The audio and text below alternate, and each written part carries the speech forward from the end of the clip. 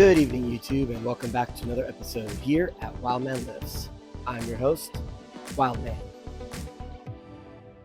Now, on today's episode, I'm going to be doing the axle deadlift because, like I said before, I'm sort of doing a modified conjugate method where I do different implements of deadlift, and the axle is on the menu today. Now, the axle weighs 30 pounds and has a very thick diameter, about as thick as a Coke can, and it doesn't have any knurling on it like a barbell. It also doesn't bend like a barbell does when you pull the slack out of it. So this is a really good exercise to do if you're trying to develop a lot of power from the ground.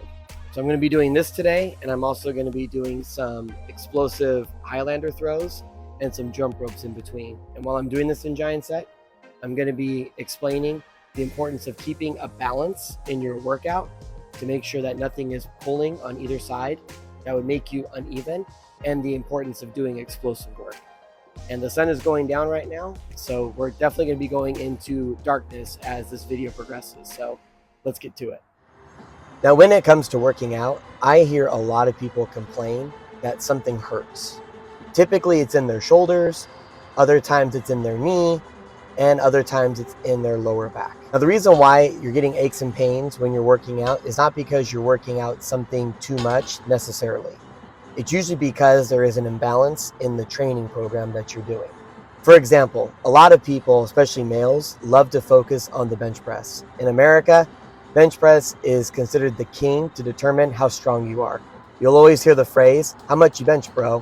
when you're talking to another male. So a lot of males like to improve their bench press. So they're going to be doing bench press a lot. And they're also going to be doing assistance work such as dumbbell flies and other machines in the gym that will focus on a lot of pushing. But what happens is in your shoulders, as you start to push a lot, then your shoulders that are strong in the front begin to pull all the muscles from the back, and that causes impingements. What needs to happen is there needs to be an equal balance of work so that your rear shoulders are getting just as much attention as the front of your shoulders. So then it's able to pull your shoulders back and that it's able to sit comfortably on the joint evenly, and there isn't any nerves rubbing up against the bone inside your body. Because that's what causes impingements, is the nerves touching the bone and causing friction, which causes inflammation, which then makes it so it's super painful in your shoulders. This goes the same thing with your knees. If you're in the gym and you're constantly doing back squats and deadlifts, then your outer knees are going to be getting a lot of work and your inner knee is going to be lacking.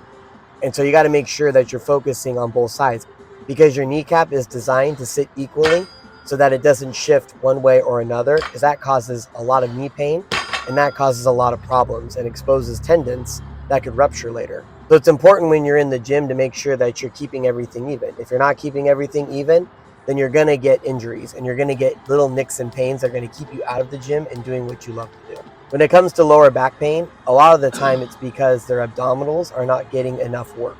This doesn't just involve sit-ups. This also involves oblique work and some type of static hold where you have to flex the abs hard for like a good 30 seconds to 60 seconds.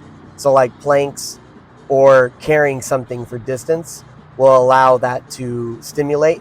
So then you're equal on both sides, because you have a posterior chain, which is your back side, and then you have an interior chain, which is your front side. And you got to make sure that both of them are pulling in equal directions, because that's the way your body wants to be. It wants to be equal from head to toe. And if one side is stronger than the other, then the weak side is going to let you know about it. And you can see I'm not doing a true Highlander toss, and that's just because I didn't feel like my bicep was ready for that. So I'm just sort of doing the movement pattern with a kettlebell. And I will eventually do that one day where I'll toss it. I just didn't feel like doing it for this particular session. And now this is going to be my top set for the day, which is going to be 110 pounds. So the last time I actually tried to attempt this on a normal barbell with 405 pounds, it didn't go so hot. I couldn't lift it because of my bicep. But here, I wanted to hit it for at least for one, maybe two. And you can see for the two, it's a little uneven and definitely a little weird on the bicep, but I was able to do it and I was very proud of that. And I really owe all of that to my explosive work, like doing movements like these as I'm going up in weight on the deadlift. That really does make a very big difference as I'm going up in weight, because it teaches my body to explode in a healthy movement pattern. Well, per the usual, things went better than expected. I was supposed to hit 370 pounds for 3 repetitions, and that's because last time I did 370 pounds, it felt very weird on my bicep, so I wanted to hold it for a more amount of reps. And when I went up to 400 pounds, I wasn't able to lift it at all. So the fact that I was able to lift 410 pounds for 2 repetitions, that was a lot better than anticipated. So I'm glad I went that route. Now we're gonna jump over to the variation giant set. We're gonna do some stone work, build up to a heavy 1 rep max. And I'm gonna continue to do my Highlander throws and my jump roping as well. So let's jump into that right now. So for the variation giant set, I was doing 3 rounds, and I was gonna work up to a heavy 1 rep max stone to shoulder, starting with the 84-pound bull stone, as I call it. Fairly easy to do, not that complicated. Most people can do that stone. This stone's a little bit harder. It's 156 pounds. I call it the buffalo stone. And this one actually takes a little bit more skill and a little bit more strength to get up to your shoulder. And if you saw my last video where I lifted this for the first time after my bicep surgery, I was super excited. So now I wanted to try what's called the ox stone, which is a 192-pound natural stone. It's a natural stone because it isn't perfectly shaped to lift like an Atlas stone. Those are custom made to lift. And I got it up pretty decent, but it didn't go very far. Unfortunately, my bicep just wasn't ready for it. And I just did my Highlander throws and the jump roping in between every set as well, just to keep everything even, because I keep track of everything at the end of the month, and I want to make sure that I'm even in my workouts. For the assistance giant set, I was doing the seated curls with the dumbbells, just because it's easier on my bicep, but I'm trying to build that overall strength back into that tendon again that I had surgery on. So that's a great exercise to do. And, you know, after my lecture of being even all around, I had worked my posterior chain a lot. So now I got to even it out with my interior chain by doing ab mat sit-ups. And then I did what's called Nordic hamstring curls. A lot of people like to go upright when they do this, but I really can't feel my hamstring very well when I do that. So I'm going a little bit hunched over just to hit that hamstring.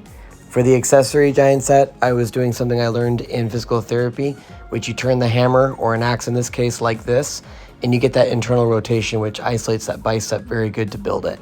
And I ended with, of course, a face pull variation that I call hitchhikers, just to make sure that my shoulders are even all around. And then I ended with the flutter kicks, just to hit that lower ab and a static hold. And that was the workout for the day. Well, that includes this evening's workout. I hope everybody learned something new and that you're motivated to go out and do your own gym routine so you can make yourself a better mental, physical, emotional, and spiritual you. Until next time, thank you.